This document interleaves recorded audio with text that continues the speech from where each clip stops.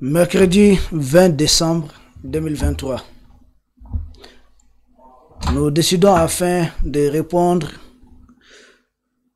à un certain monsieur Wassim Nasr, journaliste à France 24, sur ses propos diffamatoires sur le terrorisme au Mali.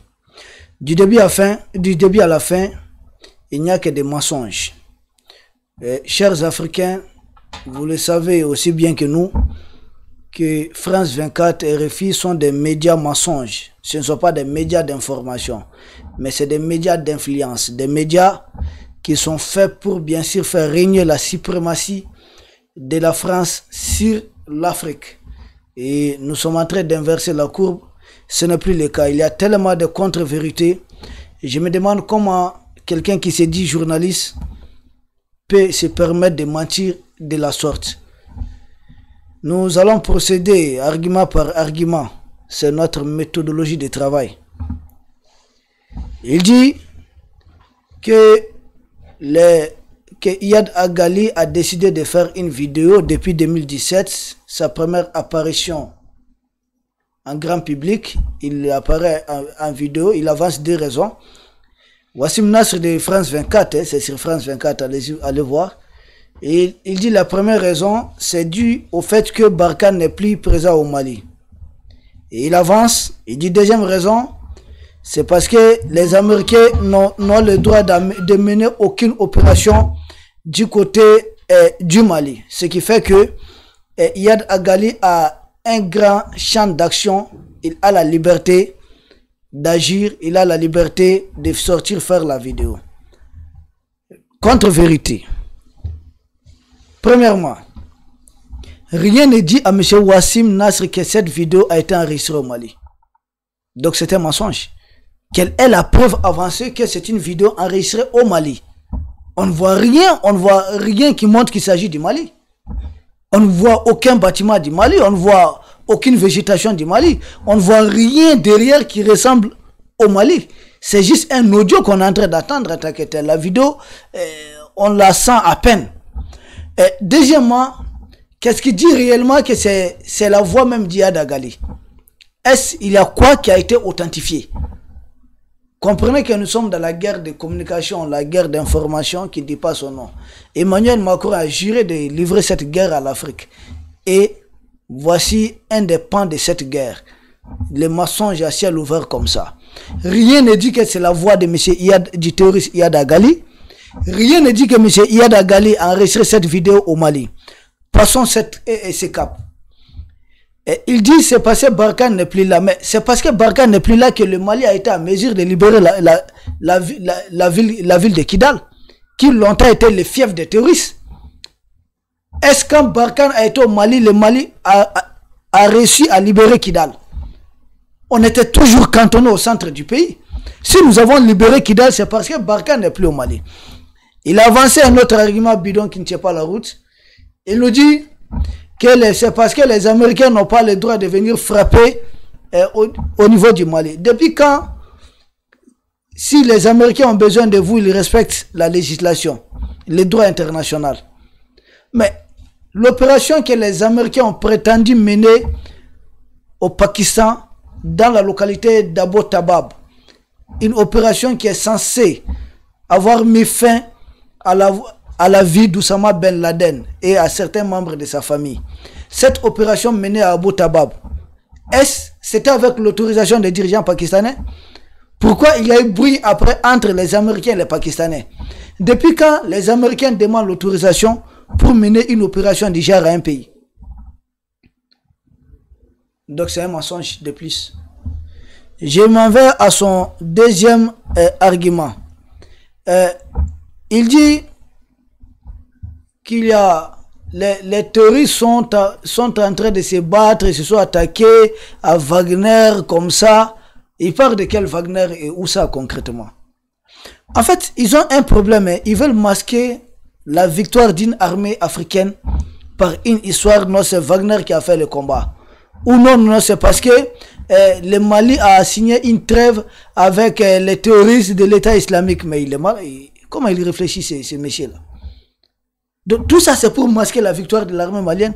Le Mali ne s'est jamais caché qu'il a des relations avec l'État russe, qui lui envoie des conseils militaires qui soient à la hauteur. Mais on avait des relations avec l'état-major de la France. On n'avait pas de conseil militaire français ici. On avait même les caporaux, les soldats de classe de la France ici. On avait tout ici. Un accord de défense. Mais est-ce pourtant le Mali connaissait la paix? Non.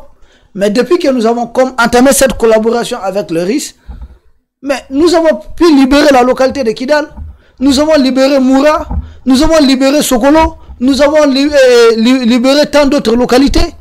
Mais qu'est-ce qu'on peut nous dire d'autre encore? Nous avons libéré la localité de Ber, Bourem, toutes ces localités. Depuis que nous sommes avec les RIS, avec les Français, nous n'avons libéré aucune localité. Bien au contraire, nous avons perdu des localités. Avec les Français, quand on était partenaires, on s'entraînait avec des fusils en bois. On disait papa, papa, papa. Avec des RIS et des fusils automatiques, des fusils vrais.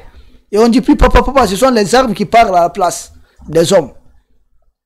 Mais pourquoi ça continue de faire pleurer? De l'autre côté, nous, on vous comprend. Hein? Mais on doit essayer de vous recadrer chaque fois, France 24, pour que les Africains qui nous suivent sachent à quel point vous êtes prêts, vous pouvez continuer à mentir.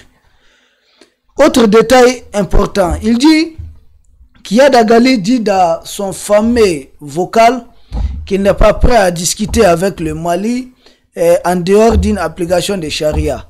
Mais depuis quand Iyad Agali même est musulman jusqu'à faire appliquer une charia? Est-ce le combat d'Iyad Agali c'est une question de charia? Mais Iyad Agali c'est juste un missionnaire. Nous savons où est-ce qu'il se trouve. Nous savons qu'il est chez nos frères d'Algérie, sans doute.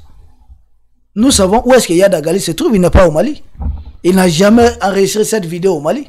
C'est un mensonge. Iyad Agali n'ose pas mettre pied au Mali. S'il est homme qu'il ose, qu'il tente. Si vous savez où se trouve Iyad Agali, allez continuer de l'entretenir de l'autre côté. Et je dois tout simplement dire à ces messieurs qu'Iyad Agali est juste une fabrication. Iyad Agali a travaillé au compte du Mali ici, au niveau du consulat de Jeddah. À l'époque, le Mali était dirigé par les francophiles, les France-africains. Ce sont eux qui ont fabriqué Iyad ici, ce que vous appelez des régimes démocratiques. Ce sont ces régimes démocratiques qui ont nommé Iyad au consulat du Mali à Jeddah. Ce sont ces fameux démocrates qui, dans le pacte national de 1992, ont fait signer, on dit ouvertement, que des ONG, des fameuses ONG internationales, nous savons qu'il s'agit de nids d'espions. Ces ONG doivent aider une bonne partie du Mali à se relever.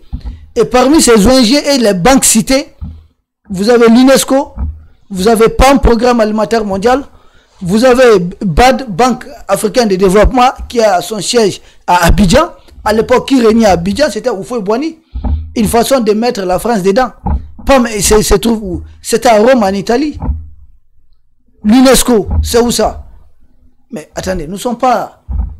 Les gens pensent que les Africains ne connaissent pas l'histoire récente de l'Afrique. C'est dans ce pacte national qu'ils ont mentionné que la BID doit être là pour aider les gens au nord du Mali. La BID, c'est quoi? La Banque islamique de développement. Où se trouve le siège de cette banque? C'est à Jeddah. Et c'est là-bas que les politiciens ont fait nommer Iyad Agali. Il a été à Jeddah là-bas. Et c'est de là-bas qu'il a été récupéré par ces fameux islamistes. Et c'est là qu'il est retourné maintenant contre nous. Quand on vous dit qu'il y a Qatar, Arabie Saoudite derrière, mais c'est à cause de ça. Il y a des financés par qui? Il est entretenu par qui? Mais c'est cette BID-là qui est venue, la fameuse Banque islamique de développement. Il dit ensuite qu'il essaie de laver qu'Iyad a des dents contre Israël, qu'il dit qu'il soutient la Palestine, mais il ne mentionne pas le mot Hamas. Vous voyez, vous-même, mes chers, comment ces gens-là nous traitent. Nous savons que France 24 n'est pas suivi en France, mais un peu de respect pour des gens quand même. Comment Iyad peut dire qu'il soutient les Palestiniens sans soutenir les Hamas qui est au combat pour les Palestiniens? Mais quelle incohérence. Il a avancé une idée, il dit parce que le Hamas est proche de l'Iran, mais un mensonge de plus. Lorsqu'il a été question de cette guerre que l'Occident a imposée à la Syrie, après la chute bien sûr du régime du GUT Muammar Kadhafi, la guerre contre Bachar al-Assad en Syrie. Qu'est-ce qui s'est passé? Bachar a été aidé par les Iraniens, les Russes et autres. Les ennemis de Bachar, financés par ce qu'on appelle les monarchies de Golfe, l'Arabie Saoudite, le Qatar, les Turcs et tous les autres, la Turquie de l'autre côté, c'est les terroristes qui combattaient Bachar étaient appuyés par le Hamas. L'Iran soutient Bachar, les terroristes qui combattent Bachar ont bénéficié du soutien du Hamas. Donc le Hamas a combattu l'Iran en Syrie. Et quand vous dites que sur France 24 que c'est parce que le Hamas est proche de l'Iran, c'est un mensonge. Le Hamas a combattu l'Iran en Syrie. La cause palestinienne, là, tous les fameux pays musulmans ou arabes soutiennent la Palestine, pour des raisons que nous le savons. Mais si les autres là maintenant ont dérobé en tout cas à leur devoir, à ce qu'ils faisaient, des pays comme l'Arabie Saoudite, la Turquie et autres, ce sont eux d'ailleurs qui font attaquer la Palestine, dont les Iyad Agali. Iyad Agali tire son financement où? C'est auprès de ces mêmes pays. Mais quand on dit les Israéliens bombardent la Palestine, ils font ceci, ils font cela. Mais c'est avec quel carburant? C'est avec quel carburant les Israéliens bombardent la Palestine? D'où provient ce pétrole?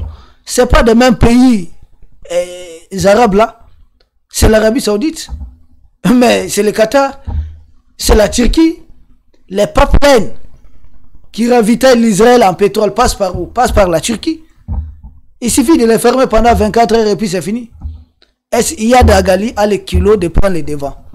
Et dans ça, il y a Emmanuel Macron qui avait appelé à une large coalition internationale contre les Palestiniens, qui n'ont aucun système de défense antiaérienne, qui sont soumis à tous ces bombardements. Et quand vous venez dire autre chose aux Africains, Wassim Nasr, nous pouvons comprendre que Wassim Nasr, toi tu peux nier tes origines africaines, mais tu n'as pas le droit à ta lien aux Occidentaux, quel qu'en soit les salaires qu'on te verse à France 24, d'essayer de tenter en tout cas d'abrutiser les Africains. Et les Africains en savent plus que vous. C'est pas parce que vous êtes à France 24, là-bas vous avez une peau claire que vous êtes intelligent, non. Détrompez-vous. Détrompez-vous. Il dit ensuite qu'un camp de l'armée malienne a été totalement contrôlé par des terroristes. Il parle du camp de la Bézanga, mais c'est faux. C'est quand entre les mains des forces armées maliennes. Wassim Nasr, vous dites un expert des mouvements terroristes que vous appelez maintenant les djihadistes. Mais en fait, je pense que vous avez beaucoup à apprendre au niveau de la géostratégie et même au niveau des stratégies militaires.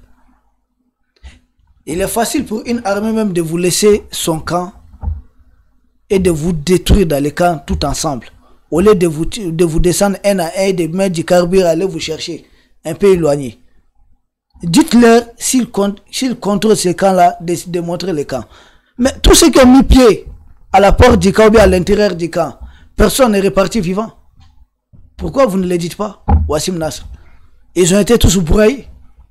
Et il dit bien sûr que c'est un camp contrôlé par Wagner. Depuis quand? La Bézanga, c'est uniquement les forces armées maliennes. Il n'y a aucun camp au Mali qui soit contrôlé par une force étrangère. Les seules forces étrangères qui contrôlaient un camp au Mali, c'était les forces de l'OTAN, notamment la fameuse force Barkhane et Takuba, qu'on a fait venir ici. Tous les Européens de tous bords confondus, des Lettoniens ou des Estoniens, des gens qui n'ont aucun lien avec le Mali. Nous, on ne les connaît même pas, que la France avait fait venir. Ce sont ces étrangers-là qui pullulaient ici avec les terroristes ensemble. Depuis qu'on a dit out, depuis qu'ils ont été foutus dehors, ici tout va bien. Et il dit Al-Qaïda a repris ses opérations à Kidal. Et j'annonce solennellement ce jour que les forces armées maliennes, il y a quelques heures de cela, viennent de prendre le contrôle total de la localité d'Aguelog dans la région de Kidal. Alors, qui a repris des opérations dans la région de Kidal? Et qu'il cite une seule localité, un village, pas d'une ville, un petit village, à défaut, un petit hameau qu'Al-Qaïda aurait contrôlé au Mali. Ça n'existe pas. C'est l'armée malienne qui est en train de nettoyer toute la région de Kidal. Pas la ville de Kidal. Toute la région de Kidal. C'est pourquoi aujourd'hui même, la localité d'Aguelog vient de tomber entre les mains des forces armées du Mali. Je vous remercie. Et ça, c'est grâce à vous, Africains, grâce à vos accompagnements. Ici, tout va bien. Toutes les localités sont reprises. Il n'y a pas une seule localité qui échappe au contrôle de l'État du Mali. Nous nous sommes orientés maintenant vers le développement. Nous comprenons, M. Wassim Nasr, il a tenu ces discours, cette sortie. C'est à la faveur, en tout cas, et pour nous, de l'expulsion des derniers occupants français du Niger, des gens qui doivent quitter totalement le territoire nigérien le 22 septembre et le 22 décembre. À compter du 22 décembre 2023, il n'y aura plus un seul militaire français au Niger. Pour essayer de se soulager la conscience, M. Wassim Nasr sort dire des âneries, des choses qui n'ont rien à voir. M. Wassim Nasr, prochainement, quand vous sortez pour dire des contre-vérités sur le Mali, sur le Sahel, sur l'Afrique, quel qu'en soit le pays africain, dites-vous que vous aurez suffisamment des Africains qui vont vous répondre, qui vont vous recadrer. Beaucoup de mes frères et de mes sœurs diront sans doute, c'est pas la peine, laissons-les continuer, les chiens à boire, la caravane passe. Non, recadrons ces gens-là. Dans la guerre, on répond à un coup par 2 coups, voire 3 coups. C'est comme ça, on ne laisse pas les choses faire. Dès que la prochaine fois que vous allez sortir dire des âneries sur l'Afrique, je ne suis pas le seul, vous trouverez suffisamment d'Africains qui pourront très bien vous répondre, vous recadrer. Et à une très prochaine fois, j'attends votre prochaine sortie pour encore apporter des démentis sur vos propos. Je vous remercie, chers Africains, et à très bientôt.